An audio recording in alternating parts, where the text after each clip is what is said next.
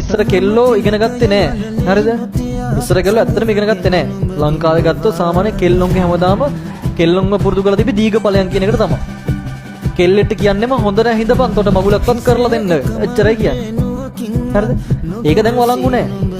දැන් කෙල්ලෝ ඉස්සර මොරටුවේ ගත්තට පස්සේ කෙල්ලෝ නැහැ මොරටුවේ. දැන් ඒකට. දැන් මාර ගේමක ඉන්නවා කෙල්ලෝ.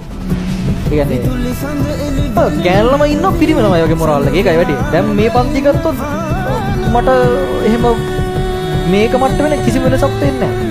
උන් පට්ට පොසිටිව් ඈ. කෙල්ලෝ ටික පට්ට වැඩ කරනවා. බහුතරයක්. කොල්ලොන්ට කියන්නේ ඔය මගුල් කරලා විනාශ වෙන්න එපා. මොකද කෙල්ලෝ දැන් ඉගෙන ගන්නවා. එතකොට උන් මොඩේ හොයන්නේ නැහැනේ කොහොම? හරිද? එතකොට දැන් ඉස්සර සුදුසුකම් තිබ්බේ හොඳ කෙල්ලෙක් ගේම කියන එක. දැන් කොල්ලොන්ට හොඳ වෙන්න වෙනවා ඉස්සරහට නැත්තම්. හරිද?